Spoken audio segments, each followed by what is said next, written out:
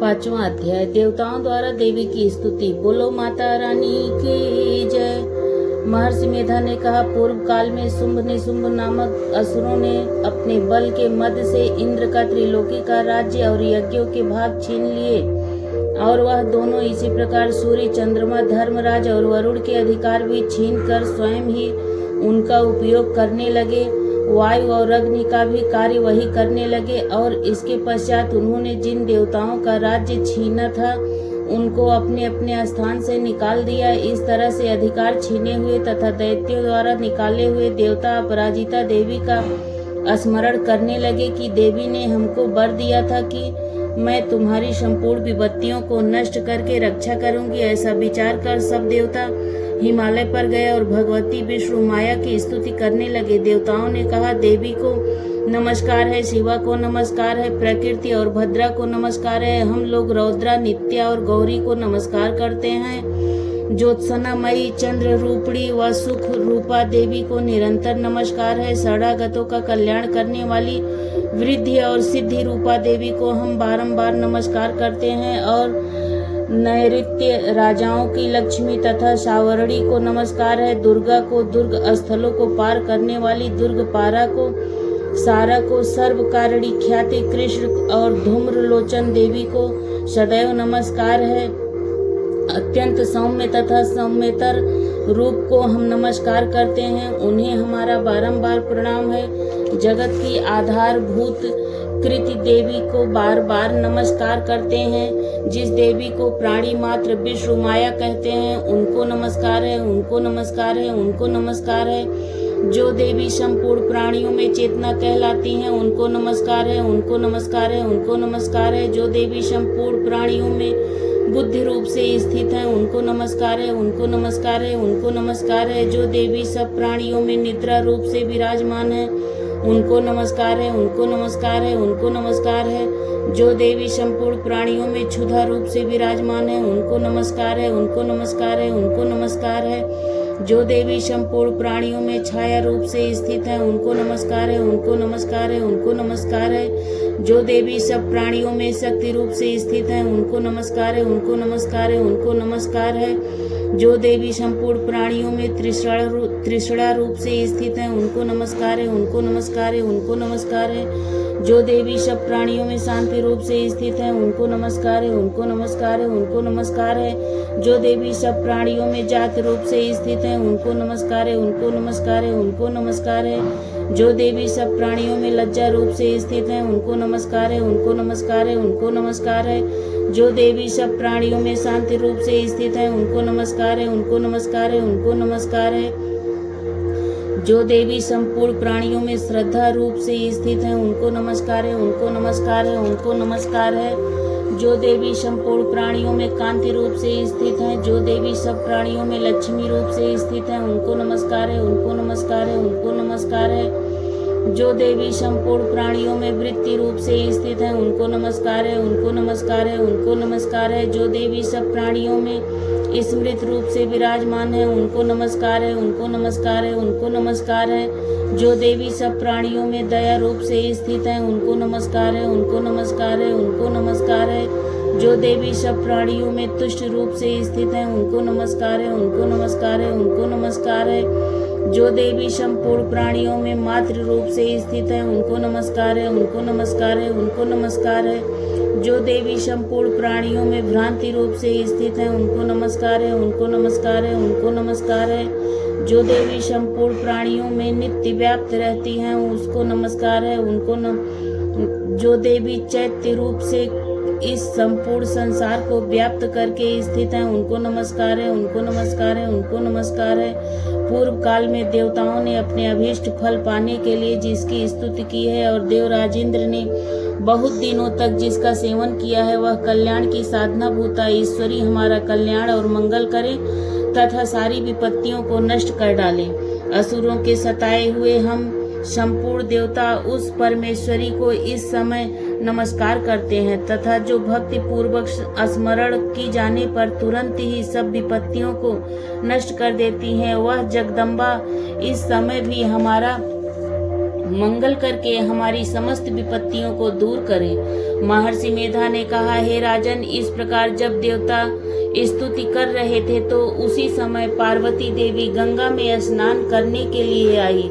उनके शरीर से प्रकट होकर शिवा देवी बोली, शुंभ दैत्य के द्वारा स्वर्ग से निकाले हुए और निशुंभ से हारे हुए यह देवता मेरी ही स्तुति कर रहे हैं। पार्वती के शरीर से अंबिका निकली थी, इसलिए उसको संपूर्ण लोक में कौशिकी कहते हैं। कौशिकी के प्रकट होने के पश्चात पार्वती देवी के शरीर का रंग काला हो गया और वह हिमालय पर रहने वाली कालिका देवी के नाम से प्रसिद्ध हुई। फिर शुंभ और निशुंभ के दूत चंडमुंड वहां आए और उन्होंने परम मनोहर रूप वाली पत्नी अंबिका देवी को देखा। फिर वह शुंभ के पास जाकर बोले, महाराज, एक अत्यंत सुंदर स्त्री हिमालय को प्रकाशित कर रही है। वैसा रंग रूप आज तक हमने किसी स्त्री में नहीं देखा। हे असुरेश्वर, आप यह पता लगाएं कि वह कौन है और उसको ग्रहण कर लें।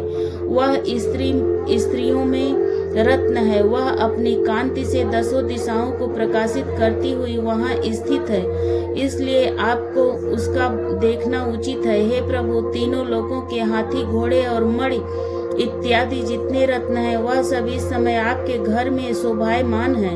हाथियों में रत्न रूप ऐरावत हाथी और उच्चई श्रवा नामक घोड़ा तो आप इंद्र से ले आए हैं। हंसों द्वारा जुता हुआ विमान जो कि ब्रह्मा जी के पास था अब भी आपके पास है, और यह महापद्य नामक खजाना आपने कुबेर से छीना है। समुद्र ने आपको सदा खिले हुए फूलों की किंजलनी नामक माला दी है। वरुण का कंचन की वर्षा करने वाला छत्र आपके पास है। रथों में श्रेष्ठ प्रजापति का रथ भी आपके पास ही है।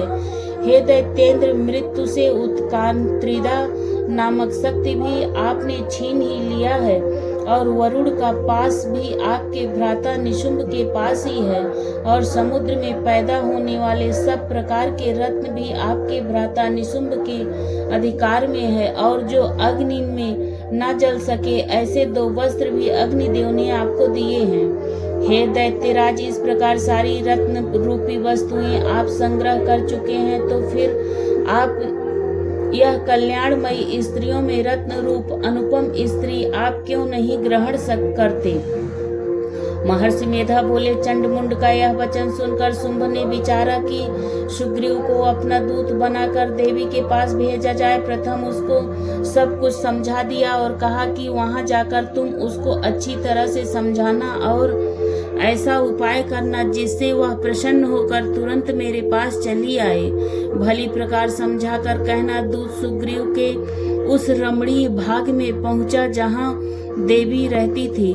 दूत ने कहा, हे देवी, दैत्यों का राजा शुंभ जो इस समय तीनों लोकों का स्वामी है, मैं उसका दूत हूँ और यहाँ तुम्हारे पास आया हूँ। संपूर्ण देवता उसकी आज्ञा एक स्वर से मानते हैं।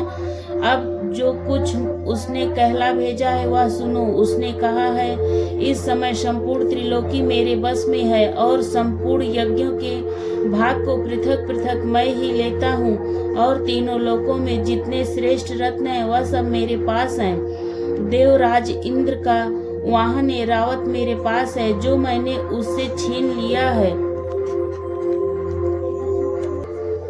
उच्चई श्रवा नामक घोड़ा जो क्षीर सागर मंथन करने से प्रकट हुआ था, जो उसे देवताओं ने मुझे समर्पित किया है। हे सुंदरी, इनके अतिरिक्त और भी जो रत्न आभूषण पदार्थ देवताओं के पास थे वह सब मेरे पास हैं। हे देवी, मैं तुम्हें संसार की स्त्रियों में रत्न मानता हूँ, क्योंकि रत्नों का उपभोग करने वाला मैं ही हूँ। हे चंचल कटाक्षों वाली सुंदरी, अब यह मैं तुझ पर छोड़ता हूँ कि तू मेरे या मेरे भाई महापराक्रमी निशुंभ की सेवा में जाए।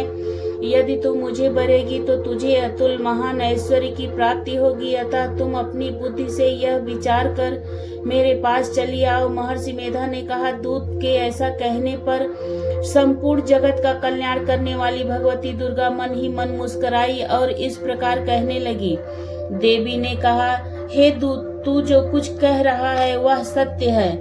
और इसमें किंचित मात्र भी झूठ नहीं है। शुंभ इस समय तीनों लोकों का स्वामी है और निशुंभ भी उसी की तरह पराक्रमी है, किंतु इसके संबंध में मैं जो प्रतिज्ञा कर चुकी हूँ उसे मैं कैसे झुठला सकती हूँ। अतः तू मैंने जो प्रतिज्ञा की है उसे सुन। जो मुझे युद्ध में जीत लेगा और मेरे अभिमान को खंडित करेगा तथा बल में मेरे समान होगा, वही मेरा स्वामी होगा। इसलिए शुंभ तथा महापराक्रमी निशुंभ यहाँ आवे और युद्ध में जीत कर मुझसे विवाह कर लें। इसमें भला देर की क्या आवश्यकता है। दूत ने कहा, हे देवी, तुम अभिमान में भरी हुई हो।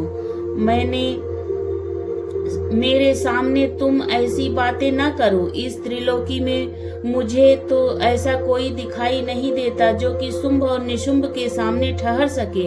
हे देवी, जब अन्य देवताओं में से कोई शुंभ व निशुंभ के सामने युद्ध में ठहर नहीं सकता, तो फिर तुम जैसी स्त्री उनके सामने रणभूमि में ठहर सकेगी।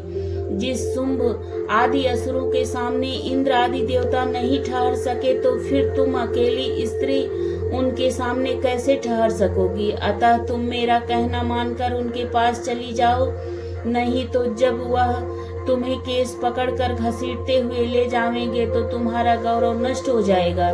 इसलिए मेरी बात मान लो। देवी ने कहा, जो कुछ तुमने कहा ठीक है। शुंभ और निशुंभ बड़े बलवान हैं, लेकिन मैं क्या कर सकती हूँ, क्योंकि मैं बिना विचारे प्रतिज्ञा कर चुकी हूँ। इसलिए तुम जाओ और मैंने जो कुछ कहा है वह सब आदर पूर्वक असुरेंद्र से कह दो। इसके पश्चात वह उचित समझे करें। बोलो माता रानी की जय। इस प्रकार 5वां अध्याय समाप्त होता है।